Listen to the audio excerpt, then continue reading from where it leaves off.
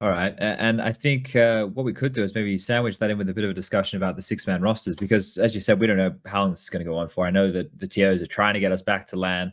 There's a lot of problems with that. Things are constantly changing still.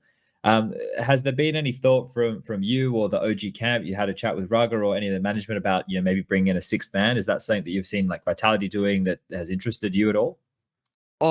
We haven't thought about it too much yet, and I hope you guys understand also that we just bombed out of Katowice, and we took the next day off, and today we had team talks, and we're just like having individual talks and team talks and every every kind of talks there is.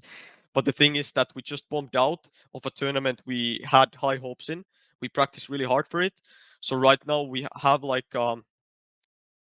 period where we're having a lot of discussions. Most likely what you just said is something that we'll bring up. But Okay. it's just to say that I don't have exact answers, but all I'm saying is that we are doing discussions right now to figure things out. All right. I want to ask just go in connection with, I guess this is kind of the same topic, but I just wanted to ask, since I don't really know much about OG as an organization. I mean, you guys only came in obviously this, I mean, at the end of 2019, so the organization has not really been around too much. I just wanted to ask about kind of the structure that is behind it, because I know at the start it was like a lot of the top people were involved with Seb and those guys. How has it been lately evolving in that aspect, like getting things like a psychologist, some of the stuff that a lot of the top teams have now? How much of this do you have access to? Let's say that we would ask for a psychologist, for example. I'm pretty sure it could be arranged straight up because of OG's Dota team having a psychologist when they were in LAN and this type of stuff. Obviously during COVID, it really it would mean I'm not sure. Obviously, you could have online discussions and this type of stuff. I'm sure everything could be arranged, but it's something that no one in the team pretty much has been asking for. But since we're at where we're right now, maybe it's something we should also look into. It's just that the place we're at right now isn't optimal at all, and it's something that again we thought that we would not be in considering last year. So it's just that I guess everything you guys suggest also here is something we take into consideration. Okay. Just one more thing. Is there a possibility for you guys to just bring everybody together as well, like for a longer period of time, as we see, teams like Vitality doing and stuff like that? We try, like right now we're trying to force it. But for example, it's just what happened today was that OG is in Lisbon, right? OG is they have a gaming house in Lisbon, and the Dota 2 team is there, and the management. And the embassy said that no matter what, he cannot travel to Lisbon. Like no matter what, even if he had the visa right now, he couldn't travel. So we have to think of something else, and that's again taking a step back because maybe we cannot see the OG management, but we have to figure something out to see as a team. Okay. All right. I was going to ask about the whole, obviously, the Rugger situation that went down. Is that something that affected you a lot? I guess because you're a lot stronger of an in-game leader, right? You're a natural in-game leader. So for you, not too many worries with that whole situation that happened, or did it cause some issues? Please, can you repeat the question? Just regarding Rugger and obviously having to sit out for that short period of time.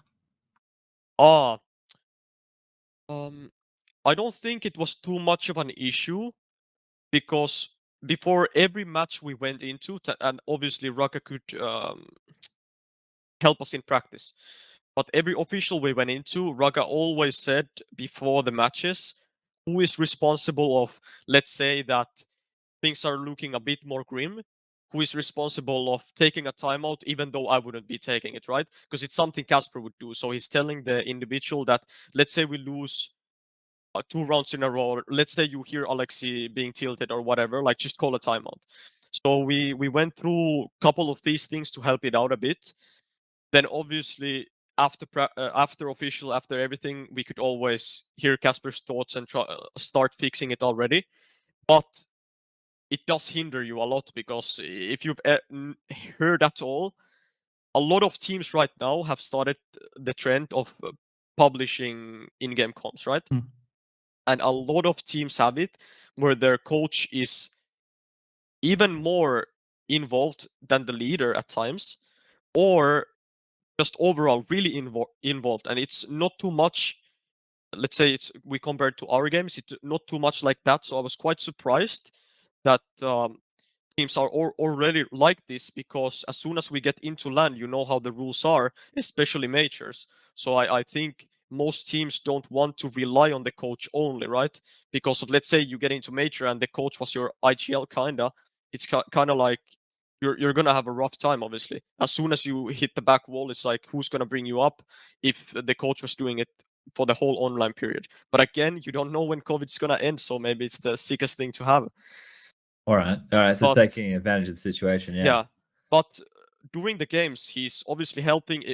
Let's say we're playing Nuke, for example, which is really rotation heavy, and let's say there's a lot of nade explosions, a lot of smokes outside, and let's say I would say, like, Balde, go lower, and then he doesn't hear it, or Casper can see that he doesn't hear it. He could instantly tell him, like, Balde, go lower, and now Balde realizes it, even without me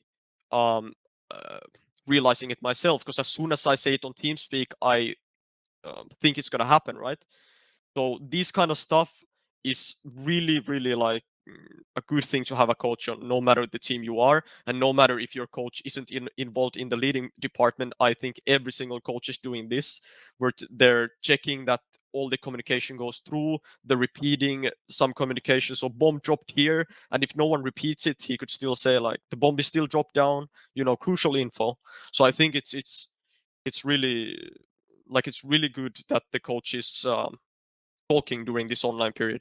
I think what you're talking about here has probably opened, or at least made some people quite inquisitive, right? So what is the ruling? Are all the events the same, right? The coach can just talk the whole time? Because I thought when we had all this stuff going on with potential people stream sniping and doing all that stuff, I thought they were rolling the rules back to be more like LAN. Is it still just open season? No, I think it's open season.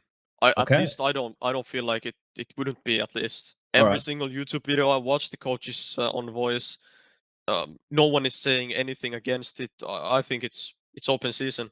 All right. Yeah, Maybe it I'm should wrong only on that- maybe I'm wrong on some tournament, but at Yeah. least the most we played recently, it's been like I that. think none of the main organizers have followed Valve with their ruling for the RMR events. I'm pretty sure that's the case. I meant because what Alexi's talking about here is the coaches are talking while the game's live, right? And supposed to not Right. just being in the timeout. So I thought with what had happened recently, I thought they were trying to roll it back to be a little bit more like the LAN environment where the coaches only get to talk for the 4 timeouts. But if it's still operating across the whole game, I guess it's one of those things, right? Maybe they think in this environment it makes sense. It definitely offers up, like you're saying, Alexi, a lot of different strengths, right? If people are able to use it properly or use it to their advantage, then hey, why not? Yeah, exactly.